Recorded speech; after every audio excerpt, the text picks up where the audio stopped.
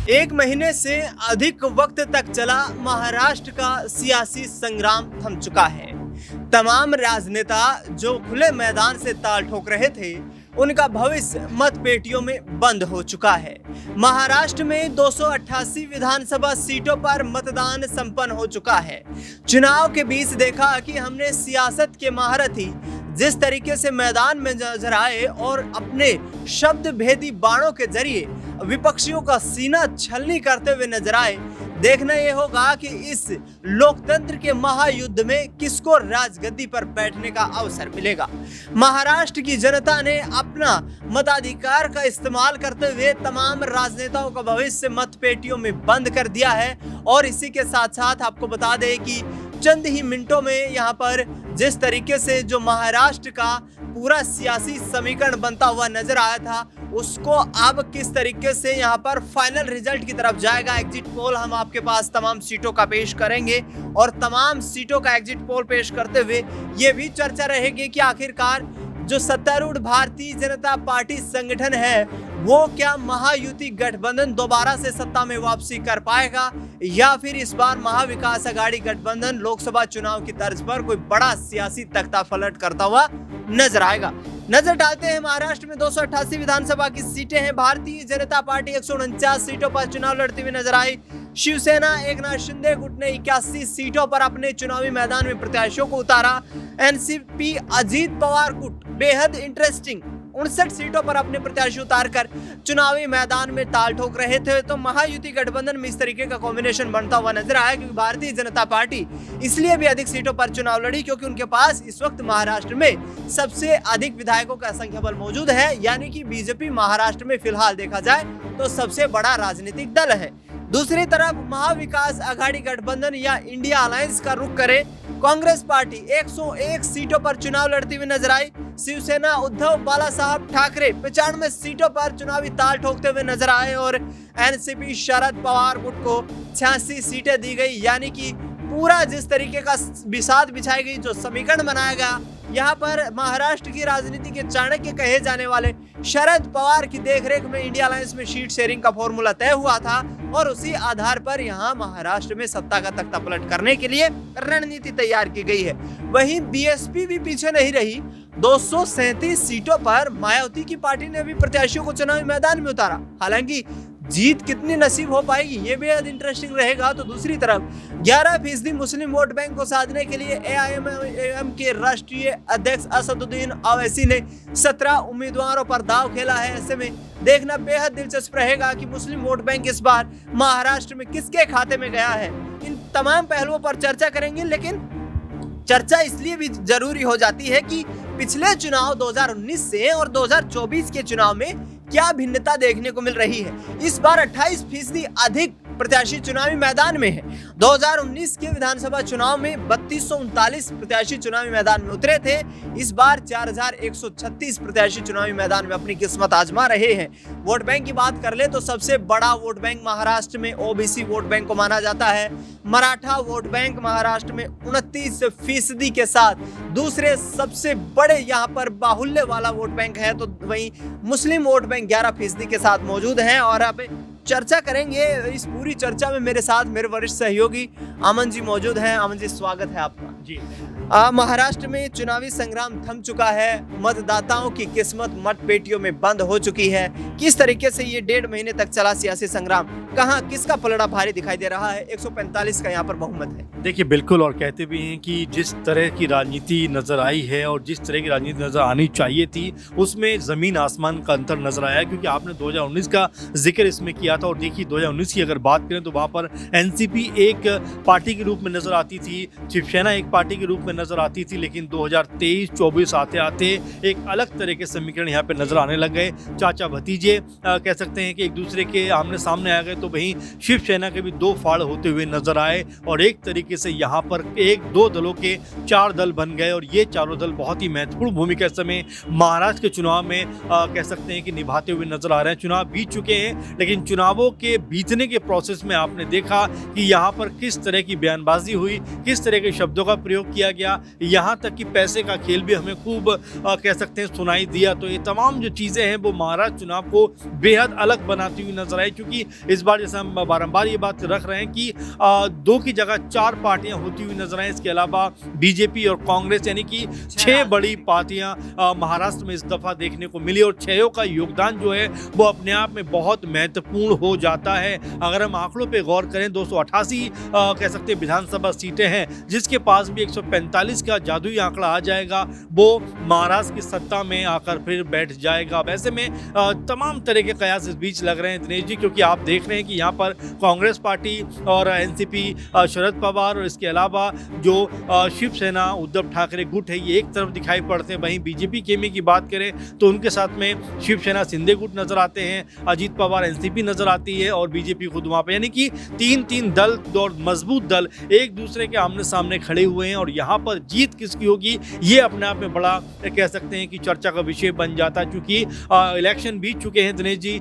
और जो तमाम जानकारी आपने भी इकट्ठा की, हम तक बहुत सारे लोगों ने जो हमारे कह सकते हैं कि रिपोर्टर्स तमाम जगह पे घूम रहे थे और तमाम लोगों से जो हमने बातचीत की उसके आधार पर जो फिगर है वो हम पेश करेंगे। लेकिन उससे पहले जो रणनीति बनती हुई नजर आई महाराष्ट्र में, जो एक कह सकते हैं कि राजनीति का अखाड़ा बनता हुआ नजर आया महाराष्ट्र, वहां पर कौन बाजी मारेगा इसके ऊपर पूरे देश की निगाहें लगी हुई हैं, क्योंकि हरियाणा चुनाव जीतने के बाद बीजेपी की तरफ से लगातार ये बात कही जाती रही कि महाराष्ट्र जीतना भी उनके लिए कोई बड़ी बात नहीं है। सीएम योगी बटेंगे तो कटेंगे कहते हुए नजर आए और इसके अलावा पीएम मोदी एक है तो सेफ कहते हुए नजर आए, यानी कि अपने ही बयानों को कहीं ना कहीं कह सकते हैं अंतर्विरोध का सामना करना पड़ा। वैसे में जनता किस तरफ गई होगी, जनता ने क्या फैसला किया होगा ये 23 तारीख को पता लग जाएगा। लेकिन जिस तरह के आंकड़े हमारे सामने हैं दिनेश जी, मैं चाहता हूं कि उन पे हम लोग बात करें, क्योंकि हमारे दर्शक ये जानने को बेहद उत्सुक होंगे कि आखिर महाराष्ट्र में किसकी सरकार जो रुझानों में है वो बनती हुई नजर आ रही है। करेंगे बिल्कुल, दर्शकों तक तमाम ये जानकारियां पहुंचाएंगे। लेकिन उससे पहले मैं बता दूं कि लोकसभा चुनाव के नतीजों पर यदि नजर डाली जाए तो कांग्रेस पार्टी 10 सालों के बाद यहां पर मेजोरिटी में दिखाई दी। 13 लोकसभा सीटों पर कांग्रेस पार्टी ने जीत दर्ज की थी और ऐसे में मराठवाड़ रीजन जो कभी कांग्रेस पार्टी के लिए कमजोर इलाका हुआ करता था, वहां पर कांग्रेस पार्टी को जबरदस्त वोट मिलता हुआ नजर आया और वहां पर जबरदस्त तरीके से यहाँ पर इस बार घेराबंदी करने का विधानसभा चुनाव में प्रचार किया। नतीजा ये रहा, राहुल गांधी ने इस मराठवाड़ रीजन से भारत जोड़ो न्याय यात्रा और भारत जोड़ो यात्रा दोनों यात्राओं में अपना एक महत्वपूर्ण वक्त दिया था। कांग्रेस पार्टी ने 13 सीटें जीती थी लोकसभा चुनाव में, भारतीय जनता पार्टी 9 सीटें जीत करके और लोकसभा चुनाव में किसी तरीके से अपनी साख बचाने में कामयाब हुई थी। शिवसेना उद्धव ठाकरे गुट को 9 सीटें मिली थी। एनसीपी शरद पवार गुट ने भी अच्छा प्रदर्शन किया था, 8 सीटें उनके खाते में आई थी क्योंकि अजीत पवार अलग हो गए थे। शिंदे गुट को 7 सीटें मिली। एनसीपी शरद पवार अजीत पवार गुट को महज 1 सीट पर यहाँ पर संतोष करना पड़ा और उसी आधार पर गहमा-गहमी देखने को मिली। सीट शेयरिंग के दौरान गहमा-गहमी देखने को मिली कि आपने सिर्फ 1 लोकसभा सीट जीती है तो उस आधार पर किस तरीके से आपको समान सीट यहाँ पर वितरित की जाए। एक इंडिपेंडेंट कैंडिडेट जीत करके आया था तो महाराष्ट्र में 48 सीटों में से 30 सीटों पर यहाँ इंडिया अलायंस ने बाजी मार ली थी। अब अमन जी, मैं सीट वाइज यहाँ पर कुछ हॉट सीटें हैं और उनके आधार पर मैं चर्चा करना चाहूंगा। सबसे पहली seat, hot seat, CM seat, Kopri Pachpakhadi, Eknath Shinde बनाम केदार दिघे। किसकी जीत देख रहे हैं आप? किस तरीके से शिंदे यहाँ पर क्या अपनी सीट को बचा पाएंगे? जी बिल्कुल, और जाहिर बात है कि शिंदे के ऊपर जिम्मेदारी बहुत ज़्यादा है क्योंकि एज ए मुख्यमंत्री वो चुनाव में है और ऐसे में ये भी कहा जा रहा है, खुद शिंदे ने भी ये बात कही है कि सीएम का फैसला हालांकि जब कह सकते हैं कि रिजल्ट आ जाएंगे, परिणाम आ जाएंगे, उसके बाद होता हुआ नजर आएगा। अगर हमारे हाथ में बहुमत आता है तो हम एक मत होकर फैसला करेंगे। लेकिन शिंदे का चूंकि जिस तरह के आरोप लगे हैं और यहाँ तक उनको गद्दार तक के नामों से भी जो है शिवसेना उद्धव ठाकरे की तरफ से लगातार उनके बारे में कहा गया है, तो ऐसे में शिंदे को यहाँ पर अपनी साख बचाना बहुत ज़रूरी हो जाता है। लेकिन जिस तरह का उनका नाम रहा है, जिस तरह से उन्होंने मुख्यमंत्री कुर्सी संभाली बीते काफ़ी समय से, तो ऐसे में मुझे ऐसा लग रहा है कि यहाँ पर वो चुनाव जीतते हुए नजर आ सकते हैं। और जो आंकड़े हमारे पास निकल कर आ रहे हैं उसमें भी कहीं ना कहीं ऐसा लग रहा है कि शिंदे अपनी जो सीट है वो बचाने में कामयाब दिनेश जी होते हुए नजर आ सकते हैं। नजर आ सकते हैं। और केदार दिघे को चुनावी मैदान में इसलिए उतारा है क्योंकि दोनों जो है मराठा कैंडिडेट्स हैं और ओबीसी वोट बैंक को शरद पवार के माध्यम से यहाँ पर शिवसेना उद्धव बाला साहब ठाकरे की पार्टी साधने का प्रयास करेगी। कड़ी टक्कर है, लेकिन एकनाथ शिंदे को यहाँ पर पॉलिटिकल एज मिलता हुआ नजर आ रहा है, चुनाव जीतने की ओर आगे बढ़ते हुए दिखाई दे रहे हैं।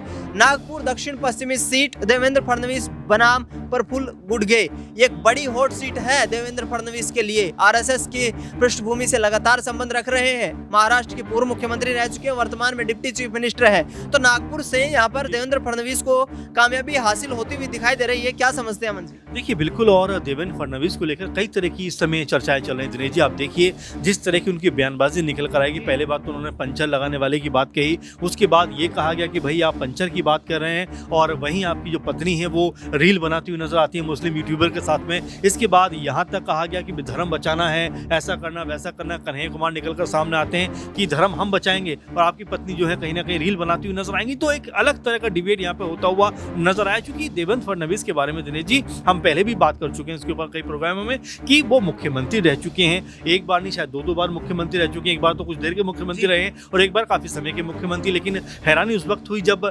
शिंदे गुट टूटा, कह सकते हैं शिवसेना टूटी, शिंदे गुट जो है बीजेपी के साथ मिल जाता, सरकार बनती है और मुख्यमंत्री देवेंद्र फडणवीस को ना बनाकर शिंदे को बना दिया जाता है। अब यहाँ पर बड़ी लड़ाई इसी बात की है कि अगर मुख्यमंत्री चेहरा कोई बना, यानी कि अगर महायुति अगर बना कोई, तो क्या बीजेपी की तरफ से देवेंद्र फडणवीस क्या मुख्यमंत्री का चेहरा हो सकते हैं? अगर वो चेहरा नहीं हुए दिनेश जी, तो यहाँ पर मुझे ऐसा लगता है कि अब सबर का बांध उनका टूटता हुआ दिखाई पड़ सकता है, क्योंकि बड़े चेहरा है, बड़ा नाम है, उनको दरकिनार किया जाएगा तो मुश्किलों का पहाड़ बीजेपी के ऊपर टूटता हुआ दिखाई पड़ सकता है। बीजेपी भी ये चाहती है कि देवेंद्र फडणवीस को मुख्यमंत्री बनाया जाए और इसी को लेकर केंद्रीय गृह मंत्री अमित शाह जिस वक्त देवेंद्र फडणवीस, एकनाथ शिंदे और अजीत पवार के बीच सीएम कुर्सी को लेकर के जुबानी जंग चल रही थी, उस दौरान उन्होंने कहा कि पहले चुनाव जीतिए, उसके बाद सीएम कौन बनेगा इसका फैसला किया जाएगा। बारामती सीट का रुख कर लेते हैं। अजीत पवार महत्वपूर्ण कड़ी इस महायुति गठबंधन के, और महायुति गठबंधन के अजीत पवार बारामती से चुनाव लड़ रहे हैं। उनके खिलाफ युगेंद्र पवार, पवारों की टक्कर यहाँ बारामती में दिखाई दे रही है। यहाँ जिस तरीके शरद पवार ने अपना अभिभाषण दिया उसमें कहा कि युवा चेहरे को चुनावी मैदान में उतार कर हमने यूथ वोट बैंक के भविष्य के बारे में चिंता की है। अजीत पवार 65 साल की उम्र हो चुकी है उनकी, तो ऐसे में क्या विदाई होती हुई नजर आएगी? शरद पवार ने जो यहाँ पर चाणक्य नीति खेली है, युवा चेहरे को चुनावी मैदान में उतार करके अजीत पवार को फंसा देंगे। लोकसभा चुनाव में भी कोई बेहतर प्रदर्शन नहीं रहा। बिल्कुल, और देखिए अजीत पवार के सामने जो युगेंद्र पवार हैं वो उनके भतीजे लगते हैं, तो यहाँ पर चाचा भतीजे की जो लड़ाई है वो अभी आगे बढ़ती हुई नजर आ रही है कि अजीत पवार वर्सेज शरद पवार, वहीं अब अजीत पवार वर्सेज युगेंद्र पवार के बीच में नजर आती है। देखिए महत्वपूर्ण आपने सीएम पद का जिक्र छेड़ा था, और देखिए यहाँ पर अगर अजीत पवार की बात की जाए तो मुझे याद आता है कि मैं जो है अजीत पवार गुट की एक महिला प्रवक्ता से बात कर रहा था। उन्होंने एक बात बड़ी मजेदार कही थी कि अजीत दादा अब मुख्यमंत्री बनने वाले हैं, कि 5 बार के वो उप मुख्यमंत्री हैं, कब तक उप मुख्यमंत्री बनते रहेंगे, उनको भी मुख्यमंत्री जो है बनने का चांस मिलना चाहिए। तो दिनेश जी यहाँ पर आप देखिए जिस तरह की असहमति अजीत पवार। अब रुक करते हैं वर्ली सीट का, और वर्ली विधानसभा सीट पर आदित्य ठाकरे, शिवसेना उद्धव बाला साहब ठाकरे का राजनीतिक भविष्य, या यूं कहें कि उद्धव ठाकरे की राजनीतिक विरासत जो आदित्य ठाकरे के कंधे पर है। वर्ली सीट से चुनाव लड़ रहे हैं और उनके सामने हैं मिलिंद देवड़ा, शिवसेना, एकनाथ शिंदे। दोनों यहाँ पर कभी एक साथ हुआ करते थे। महाविकास आघाड़ी गठबंधन और महायुति गठबंधन में जिस वक्त तोड़फोड़ का माहौल हुआ, उस दौरान मिलिंद देवड़ा काफी समय के बाद शिवसेना एकनाथ शिंदे गुट में शामिल हो गए थे और अब आदित्य ठाकरे को चुनौती देते हुए नजर आ रहे हैं। किस तरीके से देखते हैं यहाँ पर उद्धव के बेटे का भविष्य? देखिए बिल्कुल, पहली बात तो मिलिंद देवड़ा के बारे में बात करना चाहेंगे। कांग्रेस पार्टी काफी युवा और काफी कह सकते हैं जज्बाती और तेज तरह नेता थे, लेकिन जिस तरह से उन्होंने दामन छोड़कर एक दूसरे पार्टी का दामन थामा, उसके बाद से यही लगने लग गया कि क्या कांग्रेस पार्टी में जो युवा चेहरे हैं क्या उनका भविष्य भी सुरक्षित नहीं है, इसलिए सब दामन छुड़ाकर जाना। आप देखिए ज्योतिरादित्य सिंधिया भी चले गए थे, लेकिन जिस तरह से अब यहाँ पर युवा वर्सेस युवा, यानी कि मिलिंद देवड़ा वर्सेस अगर अगर आदित्य ठाकरे की बात की जाए तो बिल्कुल अब बहुत ही ज़बरदस्त टक्कर यहाँ पे नजर आती है, क्योंकि आदित्य ठाकरे ने जिस कह सकते हैं कि अपने अंदर जो चीज़ें डेवलप की हैं, खासकर जो बोलने की स्किल है, पहले के मुकाबले आप देखेंगे आदित्य ठाकरे बहुत ही इंपॉर्टेंट बातें करते हुए नजर आते हैं, बहुत चेहरा भी है। बिल्कुल। और दूसरी बात की अभी हिंदुत्व के ऊपर बात कर रहे थे, मैं सुन रहा था उनको, इतना जबरदस्त उन्होंने कहा कि बीजेपी को हिंदुत्व जो है वो सिर्फ चुनाव के वक्त याद आता है, लेकिन हम हिंदुओं के लिए हमेशा खड़े, हम हिंदुओं के हाथों में रोजगार देना चाहते हैं, ये हमारा हिंदुत्व है। तो यानी कि अब बड़ी तकनीकी और बड़ी अहम और महत्वपूर्ण बातें वो करते हुए नजर आ रहे हैं, और ये उनके लिए उनको विशेष तरह के कह सकते हैं राजनेता के रूप में स्थापित करता हुआ नजर आ रहा है। खुद उनके पिता का कहीं ना कहीं उनका सपोर्ट नजर आता है। उद्धव ठाकरे ने ये बात कही कि बीजेपी के लोग मेरे बेटे को बदनाम करना चाहते हैं, अनाप शनाप बयानबाजी कर रहे हैं और तमाम तरह की बातें वो कहते हुए नजर आते हैं। तो यहाँ आदित्य ठाकरे का जिस तरह से अब तक का प्रदर्शन रहा है, क्योंकि मिलिंद जो देवड़ा है उनके बारे में ज्यादा लोगों ने नहीं सुना है, ज्यादा चर्चित भी वो इस बीच नहीं रहे। वहीं आदित्य ठाकरे ने लगातार चुनाव प्रचार को थामे रखा है, इसीलिए मुझे ऐसा लगता है कि जो बर्ली की सीट है यहाँ पर आदित्य ठाकरे भारी पड़ते हुए नजर आएंगे। वर्ली की सीट पर आदित्य ठाकरे भारी पड़ते हुए नजर आएंगे मिलिंद देवड़ा पर, क्योंकि पूरी जान झोंक रखी है यहाँ पर शिवसेना उद्धव बाला साहब ठाकरे गुट ने। माहिम सीट का रुख करते, बड़ी इंटरेस्टिंग सीट यहाँ पर अमित ठाकरे को चुनावी मैदान में उतारा है महाराष्ट्र नवनिर्माण सेना ने, जो कि राज ठाकरे की पार्टी है, और इसके साथ साथ सदा सरवणकर को यहाँ चुनावी मैदान में उतार दिया शिवसेना एकनाथ शिंदे गुट की तरफ से। शिवसेना उद्धव बाला साहब ठाकरे गुट की तरफ से महेश सावंत चुनावी मैदान में बाजी मारते हुए नजर आ भी सकते हैं, क्योंकि सामाजिक कार्यकर्ता के रूप में जाने जाते हैं और जमीनी स्तर पर काफी सक्रिय है। ऐसे में माहिम सीट पर क्या एमएनएस महाराष्ट्र नवनिर्माण सेना का खाता खुल पाएगा, क्योंकि राज ठाकरे लगातार अपने पिता जो बाला साहब ठाकरे हैं उनकी विरासत का दावा करते रहे हैं। तो यहाँ पर क्या ये सुरक्षित सीट मान ले उनके लिए? देखिए बिल्कुल, और राज ठाकरे बाकी में आपने सही कहा, उनके बेटे हैं अमित ठाकरे, और बिल्कुल पॉलिटिकल भविष्य के हिसाब से देखा जाए तो उद्धव ठाकरे राज ठाकरे के बीच में हमें जंग चली है, क्योंकि अब यहाँ पर भी अगर देखा जाए तो उद्धव ठाकरे को उनके पिता यानी कि बाला साहब ठाकरे ने ज्यादा मौके दिए, वहीं राज ठाकरे को उतने मौके नहीं मिले जो भतीजे हैं। तो कुल मिलाकर यहाँ पर भी आपस में जो तालमेल है वो इसी आधार पर बिगड़ता हुआ नजर आया। लेकिन अब चूंकि यहाँ अमित ठाकरे जो राज ठाकरे के बेटे हैं वो चुनावी मैदान में अगर हैं, तो क्या वो इस परंपरा को आगे बढ़ाते हुए नजर आएंगे? आप जरा गौर करिए, मनसे जब से बनी है उसके बाद से एक आई थिंक 2014 के आसपास प्रदर्शन ठीक रहा है, उसके बाद से वो वोट बैंक उनको नहीं मिला और लगभग हर एक चुनाव में उनकी हार होती हुई नजर आई है। लेकिन क्या अमित ठाकरे अपने पिता के जो सपने हैं, अपने पिता का जो एक विजन है, कहीं ना कहीं वो आगे बढ़ाते हुए नजर आएंगे? अगर ऐसा होता है तो एक नई परंपरा की शुरुआत यहाँ पे होती हुई दिखाई पड़ेगी। Raj Thackeray versus Uddhav Thackeray, Aditya Thackeray versus Amit Thackeray. तो ये एक अलग तरह की यहाँ पर जो पॉलिटिकल जंग है मेरे ख्याल से वो बढ़ती हुई नजर आएगी। लेकिन यहाँ पर इतना आसान नहीं होगा अमित ठाकरे के लिए चुनाव जीतना, क्योंकि जिस तरह से आप सदा सरवाकड़ की बात कर रहे हैं जो शिवसेना से हैं, और मुझे याद आता है कि राज ठाकरे ने ये बात कही थी कि भाई जो उद्धव ठाकरे ने ये बात कही थी कि भाई हम अपने जो कह सकते हैं कि भतीजे के सामने अपना कोई प्रत्याशी नहीं उतारा था, तो मैं भी चाहूंगा कि मेरे बेटा जब उतरे तो उनके सामने कोई भी प्रत्याशी नजर नहीं आना चाहिए। तो कुल मिलाकर यहाँ पे लड़ाई बढ़ी है, लेकिन यहाँ मुकाबला सदा और अमित के बीच में मेरे ख्याल से बहुत कड़ा दिखाई पड़ रहा है। बिल्कुल, यहाँ पर कड़ा मुकाबला दिखाई पड़ रहा है। हालांकि राज ठाकरे की राजनीतिक शख्सियत की बात करें तो उनके आधार पर माहिम सीट उनके खाते में जा सकती है। साकोली सीट का रुख करते हैं नाना पटोले, कांग्रेस पार्टी के महाराष्ट्र इकाई के अध्यक्ष। उन्होंने लोकसभा चुनाव के दौरान बेहतरीन प्रदर्शन किया। इसके साथ साथ यहाँ पर जिस तरीके से मुख्यमंत्री का जो एक शिगुफा छोड़ा गया था कि कांग्रेस पार्टी अपना मुख्यमंत्री बनाएगी, भारतीय जनता पार्टी पर उन्होंने आरोप लगाए थे।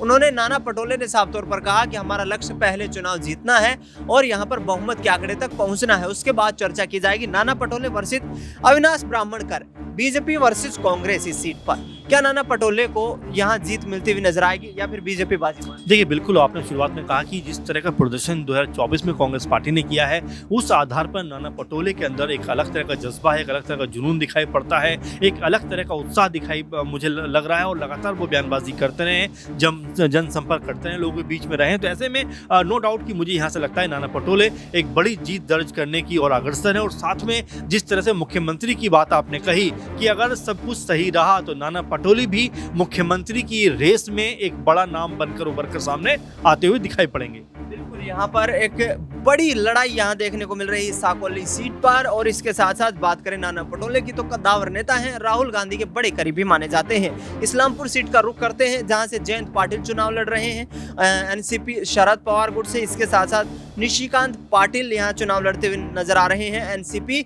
अजीत पवार गुट की तरफ से। यानी कि दोनों पाटिल चेहरों के बीच में ये लड़ाई, और जिस तरीके से यहाँ पर अजीत पवार और शरद पवार की लड़ाई देखी जाए इस सीट पर, तो ये सीट किसके खाते में मंजी जा सकती है? देखिए बिल्कुल यहाँ पर जिस तरह से हम जयंत पाटिल की बात कर रहे हैं, शिवराज पाटिल के बेटे हैं, और जाहिर बात है कि पॉलिटिकल जो एज की बात करते हैं, पॉलिटिकल जो विरासत की बात करते हैं, वो कहीं ना कहीं इनके साथ में एड ऑन हो जाती है। और यहाँ पर भले ही हम ये कहते हुए नजर आए कि परिवारवाद नहीं होना चाहिए, परिवारवाद पॉलिटिक्स में बीजेपी इसका विरोध करती रही, लेकिन बीजेपी के दोनों सहयोगी जो है वो तो परिवारवाद की सबसे बड़ी जड़ है। तो यहाँ पर अगर हम ये पूरी सीट के ऊपर कैलकुलेशन करें तो बिल्कुल यहाँ पे जो इस्लामपुरी यहाँ पर जयंत पाटिल वर्सेस डॉक्टर निशिकांत पाटिल, यानी पाटिल वर्सेस पाटिल दिखाई पड़ता है। लेकिन अगर पॉलिटिकल हम जो बढ़त की बात कर सकते हैं, पॉलिटिकल जो विरासत उसके आगे बढ़ाने की बात कर सकते हैं, पॉलिटिकल फायदा होने की बात कर सकते हैं, उसमें मुझे जयंत पाटिल ज्यादा ताकतवर नजर आता है। शरद पवार गुट बिल्कुल बिल्कुल, जहाँ जिस तरह के आंकड़े निकल के सामने भी आ रहे हैं, वो भी इस तरह इशारा करते हैं कि जयंत पाटिल जो है वो बढ़त बनाते हुए अभी से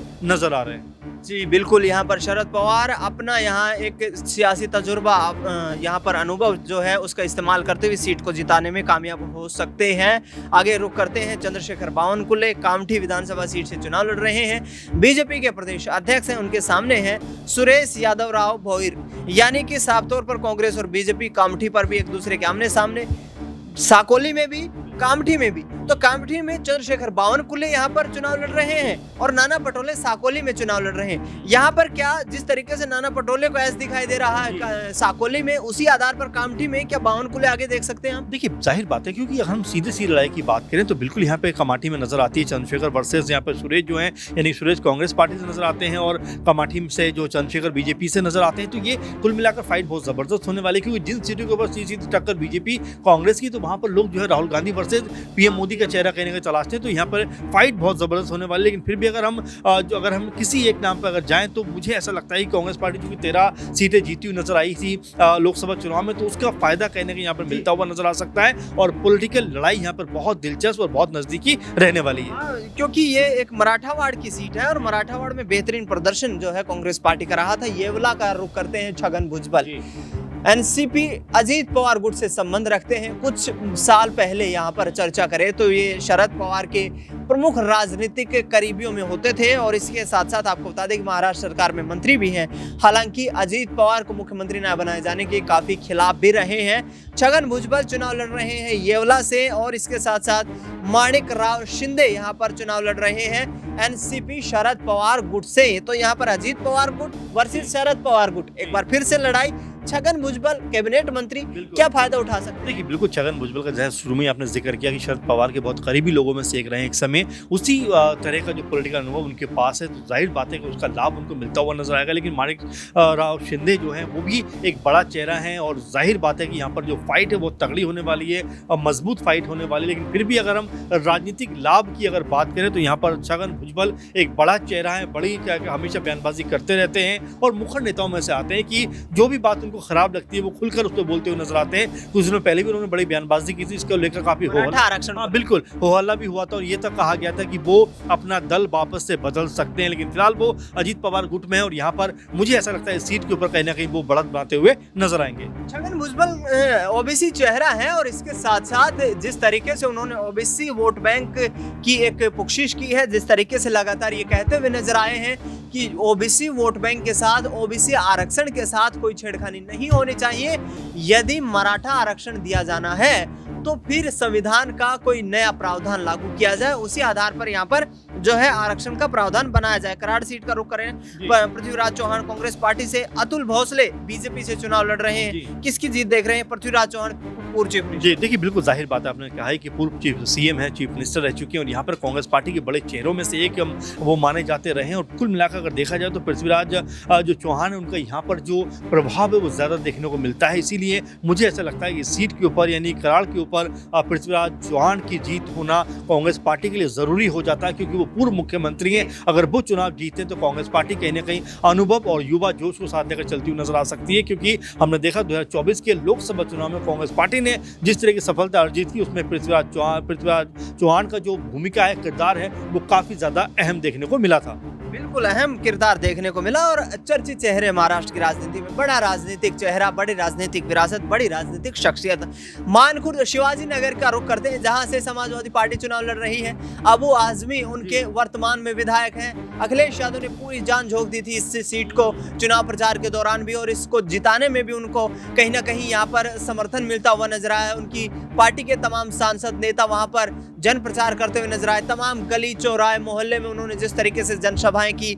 अबू आजमी क्या यहाँ पर फिर से वापसी करते हुए नजर आ सकते हैं, या फिर नवाब मलिक जिनको अजीत पवार ने अपनी पार्टी से चुनावी मैदान में उतारा है, क्या यहाँ पर अखिलेश यादव को बड़ा झटका भी लगेगा? देखिए जाहिर बात है, पहली बात तो नवाब मलिक की बात करना जरूरी हो जाता है, क्योंकि अजीत पवार ने तमाम विरोध के बावजूद भी नवाब मलिक को न सिर्फ टिकट दिया बल्कि उनके लिए मजबूत स्तंभ की तरह खड़े हो गए कि भाई अगर मैंने टिकट दिया है तो मैं उनको चुनाव लड़वाऊंगा। और नवाब मलिक जो अजीत पवार के टिकट पर चुनाव लड़ते हुए यहाँ पे नजर आ रहे हैं। खैर अगर हम बात करें दूसरे पक्ष की, यहाँ पे सपा की तरफ से जिससे अबू आजमी मैदान में है, और अबू आजमी का बयान कुछ दिनों पहले का ही, उन्होंने कहा कि मेरे टुकड़ों पर पलने वाले लोग आज मेरे सामने खड़े होकर बात कर रहे हैं। तो सीधे तौर पर उन्होंने नवाब मलिक के ऊपर इशारा किया था, एक बड़ा हमला किया था। अब जो फाइट यहाँ पर होने वाली उसमें बहुत कांटे की टक्कर होने वाली, लेकिन अगर हम किसी एक के नाम पे अगर जिक्र करें तो ऐसा लगता है कि अबू आजमी जो है सपा के, उनको यहाँ बढ़त मिलती हुई दिनेश जी नजर आ सकती है, क्योंकि एक बड़ा चेहरा है, मौजूदा में भी सपा को संभाल रहे हैं, अध्यक्ष भी सपा के वहां से, तो इस नाते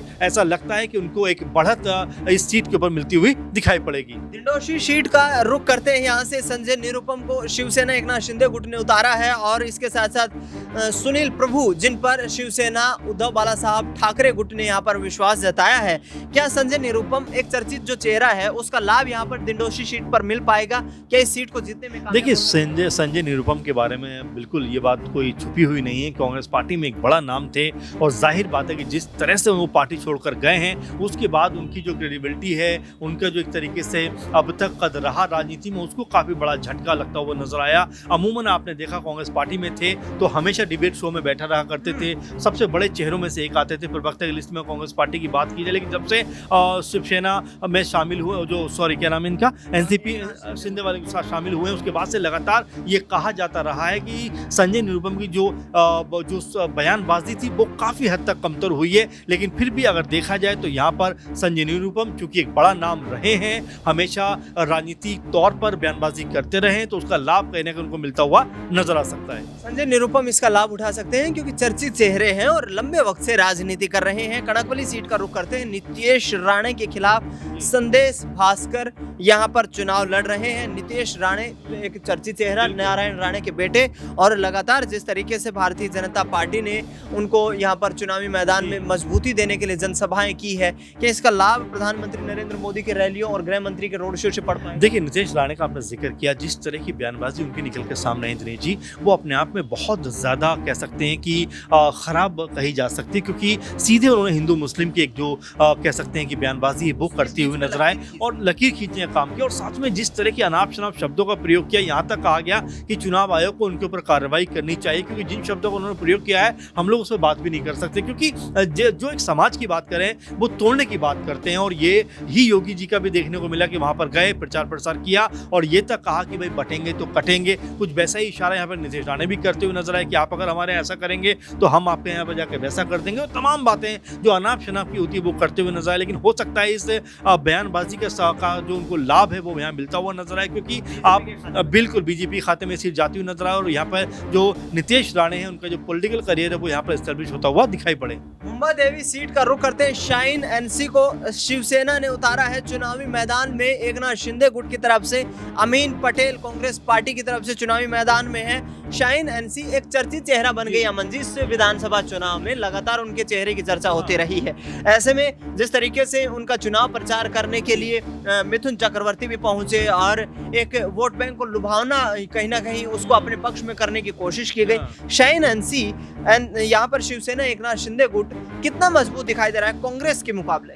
देखिए बिल्कुल शाइनी के बारे में ज़ाहिर बात है कि जिस तरह की बयानबाजी हुई और जिस तरह के शब्दों का प्रयोग किया गया उनके खिलाफ, उसको लेकर उन्होंने काफ़ी हो हल्ला किया कि आखिर एक पार्टी के नेता को बोलने का तमीज़ नहीं है, तहजीब नहीं है, और तमाम तरह की बातें इसको लेकर हुई। और इसी बात को लेकर मैं कहूँगा कि शाइनी यहाँ पर कहीं ना कहीं अपनी बढ़त बनाते हुए नजर आ सकते हैं और एक तरीके से इस सीट के ऊपर जीत भी दर्ज कर सकते हैं। बिल्कुल इस सीट पर जीत दर्ज कर सकते हैं। आगे बढ़ते हैं और बांद्रा पूर्व सीट की बात करते हैं, जहां से जिशान सिद्दीकी चुनाव लड़ रहे हैं। आपको बता दें कि जिस तरीके से उनके पिता की हत्या की गई, उसके बाद लगातार ये सवाल उठ रहे थे कि बाबा सिद्दीकी की हत्या के बाद क्या यहाँ पर कोई राजनीतिक रुख उनका परिवार करता हुआ नजर आएगा। और बेहद यहाँ पर कम समय के अंदर जिस तरीके से एनसीपी अजीत पवार गुट ने जिशान सिद्दीकी को चुनावी मैदान में उतारा है, दूसरी तरफ वरुण सरदेसाई शिवसेना उद्धव बाला साहब ठाकरे गुट से उनके खिलाफ चुनाव लड़ रहे हैं। यहाँ पर जिशान सिद्दीकी को ये जो ताजा मामला था बाबा सिद्दीकी का, इसका लाभ मिल पाएगा अमन जी किस तरह की? बिल्कुल जाहिर बात है, जिशान सिद्दीकी बहुत परेशान भी रहे इस बीच, बहुत ज़्यादा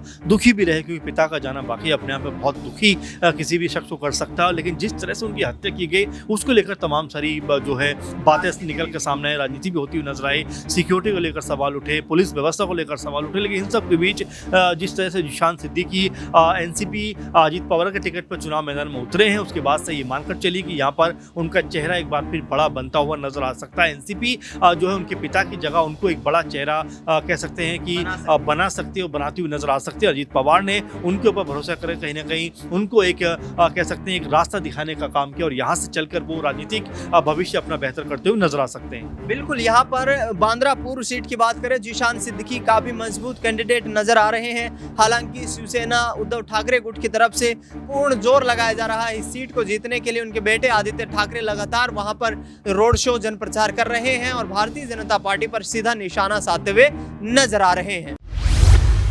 अब आगे बढ़ते हुए करजत जामखेड़ सीट की बात करें तो यहाँ से रोहित पवार चुनाव लड़ रहे हैं। रोहित पवार शरद पवार परिवार का एक अहम हिस्सा और हाल ही में विधायक भी हैं। शरद पवार गुट में वो शामिल हैं और लगातार जिस तरीके से अपने चाचा कहें अजीत पवार के खिलाफ जो भाषा शैली का उन्होंने इस्तेमाल किया कि वो लगातार इसी तरीके की कार्यशैली के चलते जाने जाते हैं, उनकी एक पहचान है और उनको बड़ी कुर्सी चाहिए। तो यहाँ पर रोहित पवार के खिलाफ जो है रामनाथ शिंदे खड़े हैं और राम शिंदे को क्या जीत मिल पाएगी, क्योंकि रोहित पवार को जिताने के लिए पूरी जान झोंक रखी शरद पवार। बिल्कुल जाहिर बात है, रोहित पवार पहले भी बयानबाजी करते रहे और बिल्कुल उनकी बयानबाजी हमेशा से प्रभावशाली रही है। बीते दिनों भी उनके बयान काफी सारे सामने भी आए थे और ऐसे में अजीत पवार के सामने मुखर होकर खड़े होने की हिम्मत वो करते हैं। तो बिल्कुल समझ में आता है कि नेता बनने की जो काबिलियत होती है, जो हुनर होता है, वो कहीं ना कहीं रोहित पवार में नजर आता है। और बिल्कुल राम शिंदे के मुकाबले जो बीजेपी से है उनके सामने